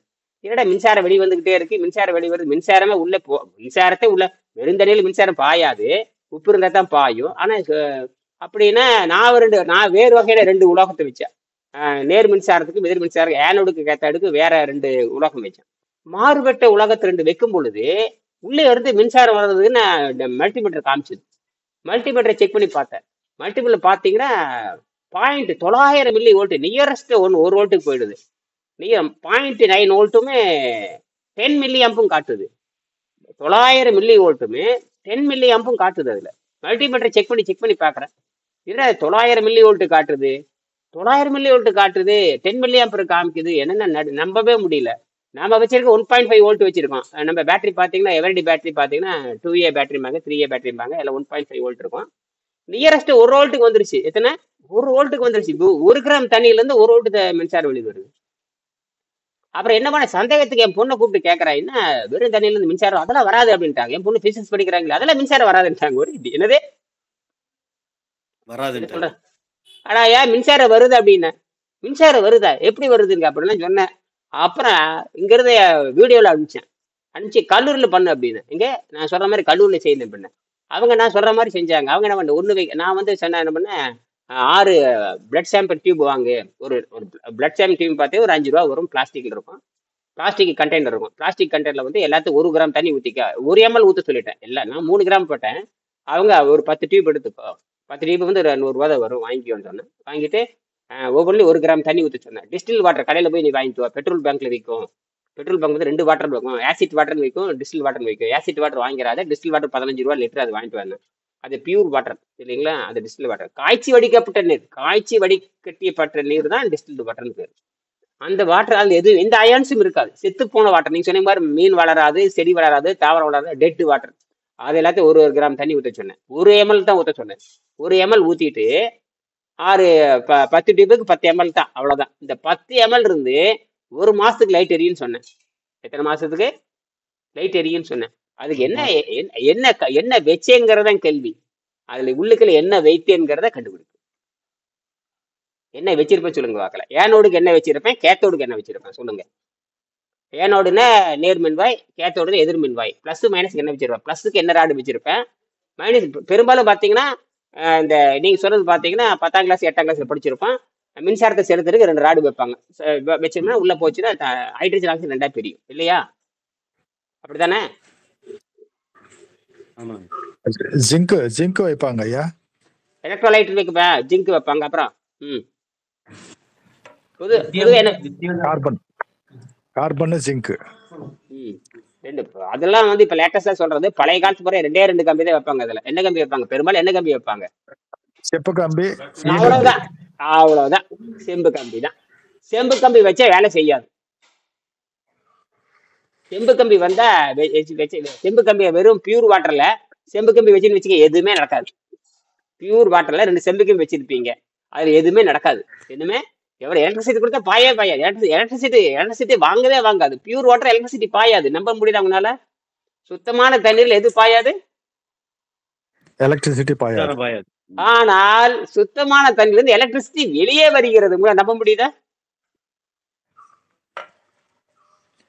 இந்த நம்ம வைக்கிற அந்த தகடுல இருந்து உற்பத்தி ஆகுது ஐயா. அதெல்லாம் ரைட்டு தான். ஆனால் தண்ணீர் நான் சொல்றது உங்களுக்கு புரியுதான்னு பாருங்க. பிஜிக்கு புரிஞ்சா சரி. அவர் எலக்ட்ரானிக்ஸ் படிச்சவர்னு நினைக்கிறேன். யார் எலக்ட்ரானிக்ஸ் படிச்சவங்க யார் இதுல?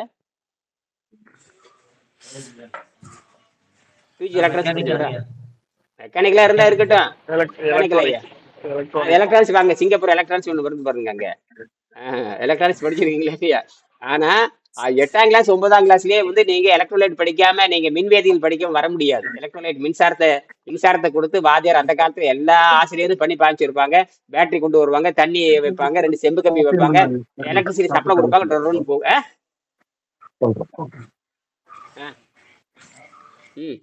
சொல்லுங்க. ஆக என்ன பண்ண, இப்ப முருகேசன் கூட செஞ்சு பார்க்க சொன்னேன். யாருதான் சத்தம் வர்றதுக்கு மைக்கு நிறுத்துங்க, நேரம் ஆகுது. தயாளன் ஐயா. சரி சொல்லுங்க ஐயா. அவங்க மைக்கு நிறுத்துங்க. அப்புறம் இதுல என்ன நடக்குதுன்னு கேட்டீங்கன்னா, அந்த 1 கிராம் தண்ணிங்கிறது சுத்தமான பியூர் வாட்டரா இருக்கணும். பிளஸுக்கு வந்து செம்பு கம்பியும், மைனஸுக்கு அலுமினி கம்பி வச்சேன். பிளஸ்ங்கிறது நேர்மின்வாய்க்கு செம்பு கம்பியும், எதிர்மின்வாய் மைனஸுக்கு வந்து அலுமினியம் வச்சேன். அப்ப அலுமினியம் செம்பு வச்சும்போது மின்சார வழி வந்துருச்சு. வச்சு பாருங்க, யாரை வேணா செக் பண்ணி பாருங்க. 0.6 வோல்ட்டுமே 5 மில்லி ஆம்பர் வரும்.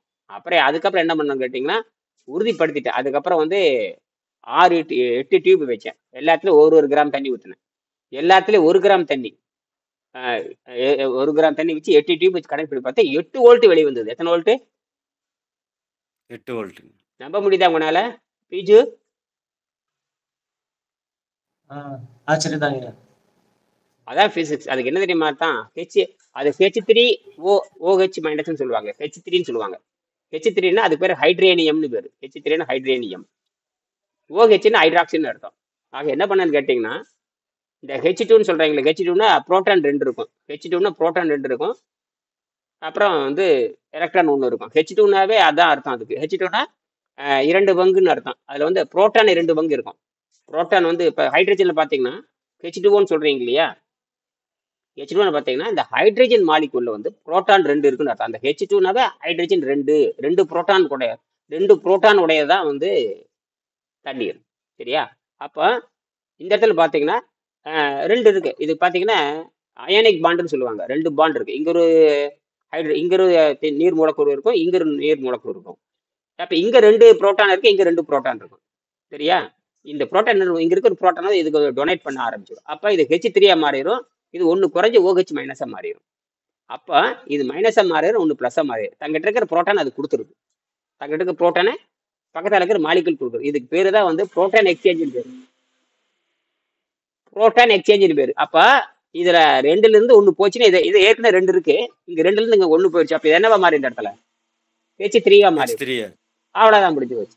இந்த H3ங்கிறது தான் மின்சார வெளிவருது. அப்ப கருவே நகர்த்தியாச்சு.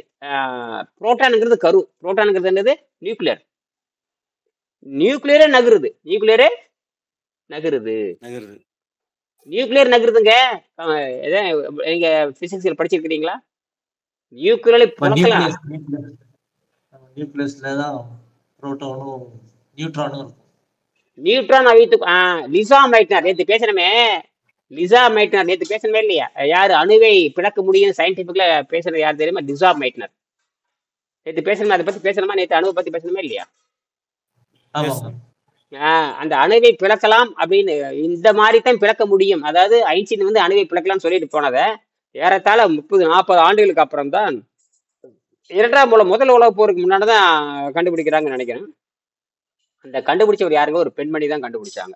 அந்த அம்மா பேரு லிசா மைட்னர்னு பேரு. லிசா மைட்னர் போட்டு பாருங்க. லிசா மைட்னர்ங்கிறதா அந்த பெண்மணியோட பேரு. அந்த அம்மா விவாதம் பண்ணும் பொழுது அக்கா பையனும் அந்த லிசா மைட்னருக்கு ஒரு அக்கா இருக்காங்க. அக்கா பையன் வந்து ஒரு மிகப்பெரிய அறிவாளி.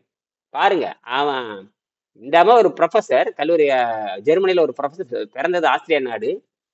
அப்புறம் இந்த ஐன்ஸ்டீன் தியரி வந்து ஐன்ஸ்டீன் தியரி எப்படி நிரூபிக்கிறதுன்னு ஆராய்ச்சி பண்ணிட்டே இருக்காங்க. ஐன்ஸ்டீன் தியரி அணுவை பிளக்க முடியும்னு சொல்றாங்களே, இது வரைக்கும் யாரும் பிளக்கவே இல்லை. ஆனால் அணுவை பிளக்க முடியும்னு சொல்றாங்க அப்படின்னு கடைசியில அப்படி விவாதம் பண்ணும் பொழுது தன்னுடைய அக்கா பையன்கிட்ட விவாதம் பண்ணிட்டு இருக்காப்புல. அவன் வந்து சில ஐடியா கொடுக்குறான். யாருடைய ஒரு ப்ரொஃபஸருக்கே விளக்கம் சொல்றான் ஒரு சாதாரண ஒரு பையன். அதாவது லிசா மைட்டனுடைய அக்கா பையன். லிசா மைட்டனுக்கு ஒரு அக்கா இருக்கு. அந்த அக்கா பையன் வந்து விவாதம் பண்றாப்புல. யார்கிட்ட? ஒரு ப்ரொஃபஸர்கிட்ட விவாதம் பண்றாப்புல. ப்ரொஃபஸர் யாரு? தன்னுடைய அத்தை. விவாதம் பண்றான். விவாதம் பண்றான்.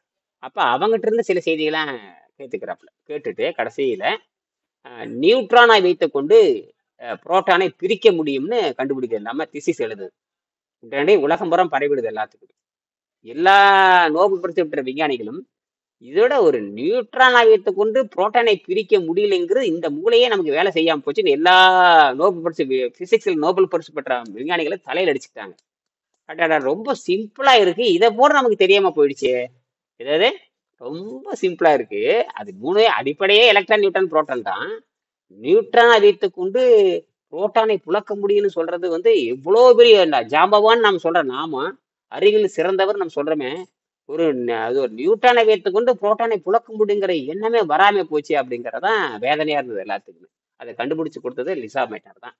அந்த அம்மாவை நினைவுபடுத்துறதுக்காக தான் மைட்னேரியம்னு ஒரு எலிமெண்ட்டுக்கு பேர் வச்சாங்க.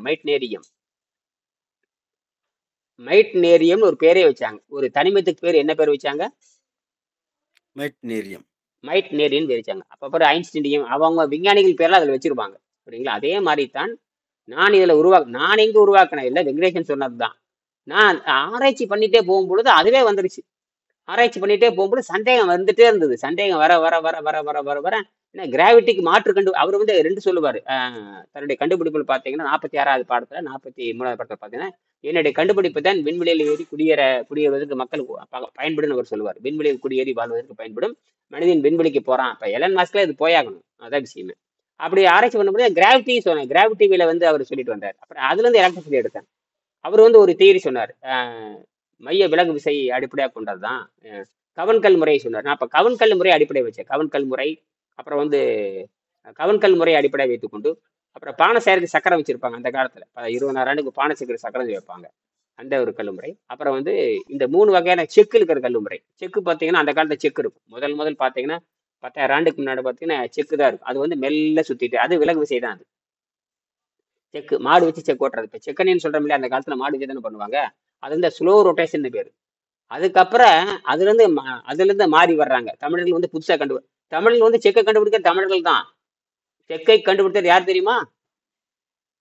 செக்கை கண்டுபிடித்தவர்கள் தமிழர்கள் தான் கண்டுபிடிச்சாங்க. மாடு கட்டி யானை கட்டி போரடித்தது ஒண்ணு இருக்குது, மாடு கட்டி எண்ணெய் இப்படிலாம் கண்டுபிடிச்சது தமிழர்கள் தான். அதுக்கு அந்த தமிழர்கள் கண்டுபிடிச்சு தொல்காப்பியத்தில் பதிவு இருக்கு. செக்கை கண்டுபிடித்தவர் தொல்காப்பியத்தில் பதிவே இருக்கு. எதுல? தொல்காப்பியத்தில் பதிவு இருக்கு. ஆச்சரியமா இருக்கு. அதெல்லாம் இருக்கு. இதெல்லாம் கண்டுபிடிச்சாங்க. அதுக்கப்புறம் இந்த பானையை கண்டுபிடிக்கிற சக்கரம் கண்டுபிடிக்கிறாங்க. அந்த கண்டுபிடிக்கிறது மிகப்பெரிய வேலை. சக்கரம் கண்டுபிடிக்கிறதுங்கிறது சாதாரண விஷயம் இல்லை. சக்கரம் கண்டுபிடித்ததே தமிழர்கள் தான். பாட்டே இருக்கு. அச்சுடை சாகாட்டு ஆரம் பொருந்திய களம் செய்ய கோல்வே அப்படின்னு. களம் செய்ய கோல்வே, களம்னா பானைன்னு அர்த்தம், களம்னா கப்பல்னு அர்த்தம் இருக்கு, களம்னா இடம்னு அர்த்தம் இருக்குது. களம்னா கப்பல், கடல்ல போறது, ஆத்துல போறது களம்னு பேரு. இன்னொரு களம்னாவே மண்பானைன்னு அர்த்தம். என்னது? சுடு மண்பானைன்னு அர்த்தம். மண்பானை. அதை கண்டுபிடிச்சவங்க செக்கை கண்டுபிடிச்சவர் வாவு சிதம்பரம் ஐயா. செக்கை கண்டுபிடிச்சவரா? வாவு சிதம்பரம் தமிழர்பாங்க. கப்பல் ஓட்டிய தமிழரா? இல்ல, செக்கெழுத்து செம்மல்பாங்க. ஐயா சிறையில் இருக்கும்போது அது யூஸ் பண்ணிக்காரு. அதான் ஐயா. அவரை வந்து கொடுமைப்படுத்திருக்காங்க. ஆமா, அவர் கொடுமைப்படுத்திருக்கிறோம். மாட்டுக்கு பதிலா அவரை போட்டு செக்கு மாட்டுக்கு பதிலா அவரை கட்டி செக்க இழுக்க வச்சிருக்காங்க. அப்ப இந்த அடிப்படையை வைத்துக் கொண்டுதான் அந்த அதெல்லாம் ஈர்ப்பு விசையை அடிப்படை கொண்டது. ஈர்ப்பு விசை, விலகு விசை. செக்கு வந்து ஈர்ப்பு விசை, விலகு விசை. ஒரு சக்கரம் சுத்துனாவே அது விலகு விசை அடிப்படையா கொண்டது. ஒரு சக்கரம் சுத்துச்சுனாவே, ஒரு சக்கரம் சுத்துன்னு வச்சுக்கோங்க, இந்த சுத்தத்துக்கு என்ன தெரியுமா பேரு? அது விலகு விசை நோக்கி போகுதுன்னு அர்த்தம். விலகு விசையை நோக்கி போகுது. ஒரு பக்கம் மையத்திலிருந்து ஒரு மையம் இருக்கும், விலகு விசை இருக்கு. இந்த ரெண்டையும் அடிப்படையாக கொண்டதுதான் அந்த செக்கு. செக்குங்கிற சாதாரண விஷயம் கிடையாது.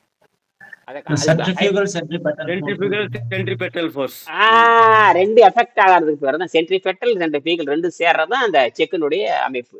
ஒரு பக்கம் விலகு விசை இருக்கணும், ஒரு பக்கம் சென்ட்ரிபெட்டல் இருக்கணும், சென்ட்ரிஃபியூகல் இருக்கணும். அது மைய நோக்கு விசை இருக்கணும். மைய விலகு விசை. இன்னைக்கு உலகத்தில் ஓடுகின்ற எல்லா பம்புமே சென்ட்ரிஃபியூகல் பம்பு தான். உலகத்தில் ஓடுகின்ற எல்லா பம்புமே சென்ட்ரிஃபியூகல் பம்ப். என்னது? Central faecal pump. Central faecal, ஃப்ரீகல் இல்ல, ஃபீகல் என்னமோ இருக்கட்டும். அப்ப இதே தெரிஞ்சு வச்சுக்கலாம். சென்ட்ரல் ஃபீகல்னா மைய விலகு விசைன்னு அர்த்தம். மைய விலகு விசைன்னு அர்த்தம். நான் ஒரு டிசைன் பண்ணேன், மைய நோக்கு நான் ஒரு சக்கரத்தை உருவாக்குறேன். நான் சக்கரத்தை உருவாக்கும் பொழுது மின்சாரம் வெளியே வந்துருச்சு. இன்புட்டோட அவுட்புட் வெளியே வந்துச்சு. ஈர்ப்பு விசையில இருந்து இன்புட்டோட அவுட்புட் வரும்னு கண்டுபிடிச்சது வெங்கடேசன் சார். நான் கண்டுபிடிச்ச மறுபடியும் அந்த கண்டுபிடிச்சதுங்கிறது யாருன்னா, நீங்க சொன்னதை வைத்து நான் கண்டுபிடிக்கிறது. இப்ப நீங்க தான் பிரச்சனை. நீங்க தான் என்ன பண்றீங்கன்னா சொல்யூஷன் கொடுக்குறீங்க. அந்த சொல்யூஷனை டெவலப் பண்ணிருக்கேன், அவ்வளவுதான். நீங்க ஒரு வழி சொல்றீங்க, அதை மறுபடியும் கிளாரிஃபை பண்ணி இன்னும் செலவு சிக்கனப்படுத்துறேன். சிக்கனப்படுத்தி வருகின்ற பொழுது எனக்கு அது செயல்முறைப்படுத்துறீங்க. ஆமா, நீங்க பாலை கொடுத்தீங்க, நான் வெண்ணெய் எடுக்கிறேன், அவ்வளவுதான். நீங்க பாலை கொடுக்கல, நான் எடுக்க போறது. நீங்க பாலை கொடுத்தீங்க. நன்றி ஐயா. நான் வெண்ணெய் எடுத்தேன். அது கடைசியில் பார்த்தீங்கன்னா செலவு அதிகம்னு என்ன பண்ணேன், செலவு அதிகம்னுட்டு என்ன பண்ணிட்டு அது வெற்றி அடைஞ்சிட்டேன். நான் 1 HP மின்சாரத்தை கொடுத்து 4 HP மின்சாரம் எடுத்தேன். 1 HP மின்சாரத்தை கொடுத்து 4 HP மின்சாரத்தை எடுத்தேன். அதை எடுத்துட்டு அதை என்ன பண்ணேன்னா செலவு அதிகம், அதுக்கு 2 லட்சம் ரூபாய் செலவாச்சு. 1 HP மின்சாரத்தை கொடுத்து 4 HP மின்சாரம் 8 நிமிஷம் எடுத்தேன். அதோட அந்த மிஷினை க்ளோஸ் பண்ணிட்டேன். 2 வச்சு, அதாவது நான் வந்து அந்த மிஷினை வந்து எனக்கு வந்து எது தெரியாது தெரியுமா உங்களுக்கு? எனக்கு இன்ஜினியரிங் எனக்கு தெரியாது. என்னது இன்ஜினியர்? பியூஜி சிரிக்கிறாரு. இன்ஜினியரிங்கே தெரியாது. தெரியாதுன்னு எவ்வளவு சொல்றீங்களா ஐயா? இன்ஜினியரிங்கே தெரியாது எனக்கு. ஆனால் என்ன படிச்சேன்? இன்ஜினியரிங் எடுக்கிறீங்க. ஆமா, இன்ஜினியரிங்கே தெரியாது. ஆனா சென்ட்ரிஃபீக்கல் வச்சு இன்ஜினியரிங் பாடம் சென்ட்ரிஃபெட்டல் வச்சேன். எடுக்கிறீங்க. பாடம் எடுத்து கடைசி எலக்ட்ரிசிட்டி வச்சேன். அது வந்துருச்சு. அது மாதிரி மெக்கட்ரானிக்ஸ் படிச்சிருந்தா தான் புரிந்து கொள்ள முடியும். மெக்கட்ரானிக்ஸ்னு ஒன்று இருக்கு, தெரியுமா உங்களுக்கு? மெக்கட்ரானிக்ஸ்னு ஒன்று இருக்கு. ஆ, எலக்ட்ரானிக்ஸையும் இயந்திரத்தையும் இப்போ ஓடிக்கின்ற கார் இருக்கு, லேட்டஸ்ட் கார் இருக்கு, அட்வான்ஸ்டு கார் அத்தனையுமே மெக்கட்ரானிக்ஸ்ல தான் ஓடிட்டு இருக்கு. இப்போ எலக்ட்ரானிக்ஸ் இல்லைன்னா காரே நீ கிடையாது. எலக்ட்ரானிக்ஸ் இல்லைன்னா இப்போ கார் டிரைவ் பண்றீங்களே 20 லட்சம், அந்த கார் வந்து எலக்ட்ரானிக்ஸ் இல்லைன்னா டோட்டல் ஃபெயிலியர். சரியா? ம் இந்த மெக்கட்ரானிக்ஸ்ல வேற ஒன்றும் இல்லை, இயந்திரமும் எலக்ட்ரானிக்ஸுக்கும் சேருது.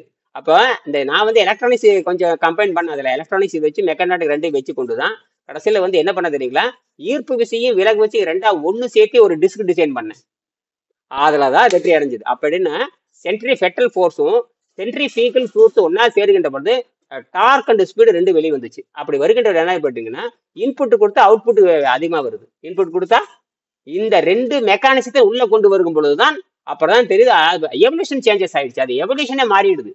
ஏன்னா ஒன்னா உலகத்துல வந்து சென்ட்ரிஃபெட்டல் பம்ப்னு உலகத்துல கிடையவே கிடையாது. உலகத்துல எங்கேயும் கிடையாது. எது கிடையாது? சென்ட்ரிஃபெட்டல் மைய நோக்கு, அதாவது பிஜுக்கு சொல்றேன், எலக்ட்ரானிக்ஸ் சொல்றேன். சென்ட்ரிஃபெட்டல் பம்ப்னு ஒன்று கிடையாது, சென்ட்ரிஃபீகல் பம்ப்னு தான் இருக்கும். என்னது? சென்ட்ரிஃபீகல் பம்ப்.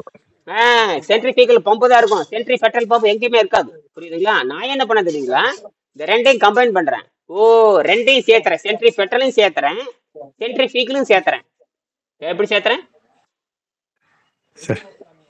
சென்ட்ரிஃபீகல் சென்ட்ரிஃபெட்டல் ரெண்டையும் சேர்த்து ஒரு சக்கரத்தை உருவாக்கின்னு வச்சுக்கோங்க. இன்புட்டோட அவுட்புட் அதிகமா வரும். இன்புட் விட்ட அவுட்புட் அதிகமா வரும். ஏன்னா என்னுடைய மெக்கானிசமும் வேற. நீ சொல்றது பேசிக்கு.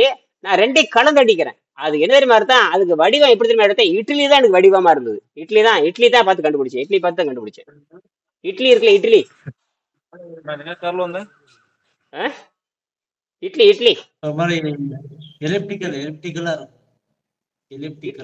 இட்லியோட வடிவம் என்ன சொல்லுங்க? இட்லியோட வடிவம் என்ன? இட்லி எப்படி இருக்கும் சொல்லுங்க? இட்லி பாத்துருக்கீங்க, இட்லி தின்றுக்கீங்க இல்லையா? அது எப்படி இருக்கும்? எலிப்டிக்கல் கரெக்ட் தான். எலிப்டிக்கல் ஓரமா இருக்கிறது. இட்லியோட வடிவம் எப்படி இருக்கும்? ஆப்பம் எப்படி இருக்கு? இட்லியோட வடிவம் எப்படி இருக்கும்? இட்லியோட வடிவத்தை சொல்லுங்க. என்னங்க இட்லி திங்கிறவங்க இட்லி வடிவம் சொல்ல மாட்டேங்கிறீங்க? இட்லி வந்து குண்டா இருக்கும் ஐயா. எப்படி குண்டா? சொல்லுங்க. குண்டுனா எப்படி? குண்டுன்னு உருளைக்கிழங்கு மாதிரி இருக்குமா? என்ன பேசுறீங்க?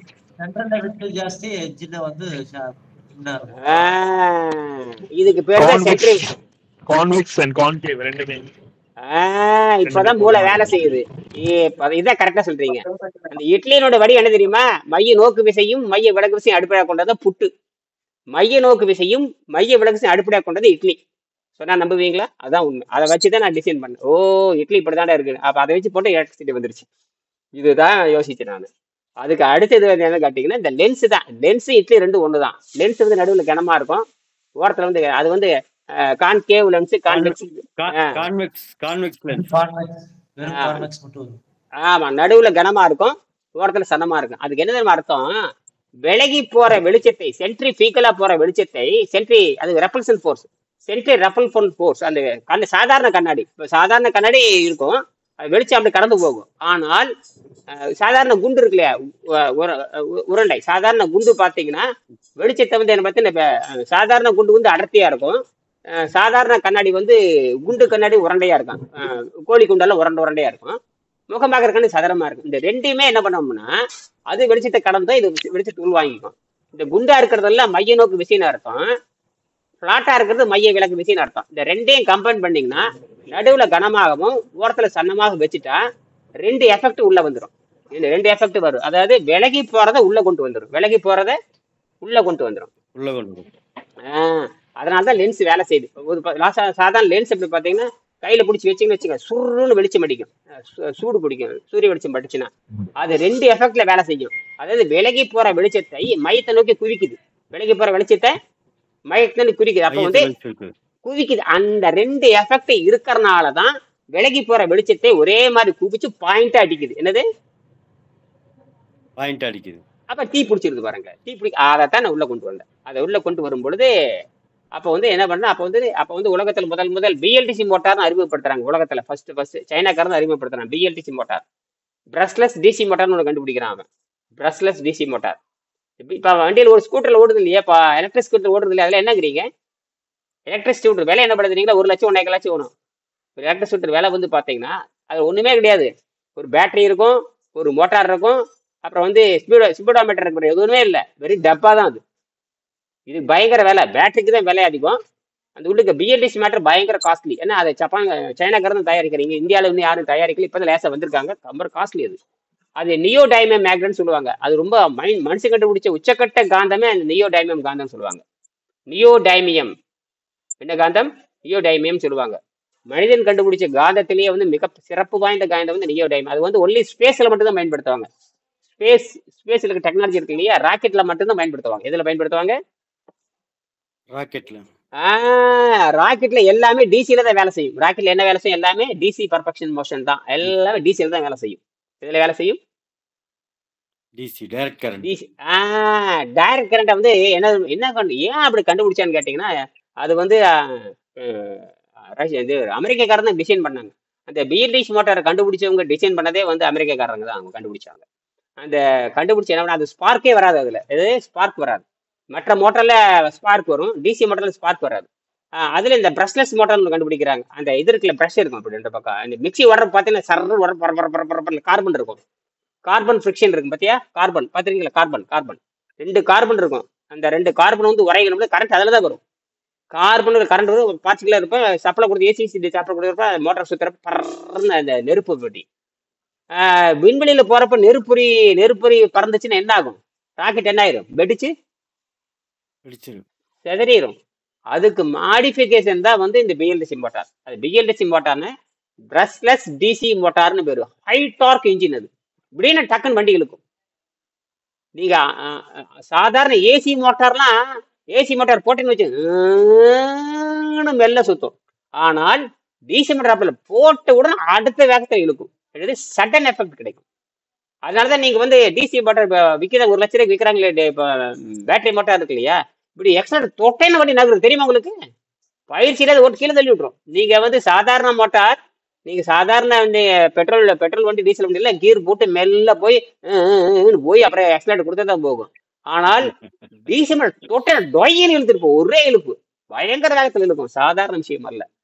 அந்த டிசி மோட்டாரை தான் நான் இதுக்கு பயன்படுத்துறேன். எதுக்கு? இந்த சென்ட்ரிபெட்டலையும் சென்ட்ரிஃபீகளையும் கொண்டு வந்தேன்.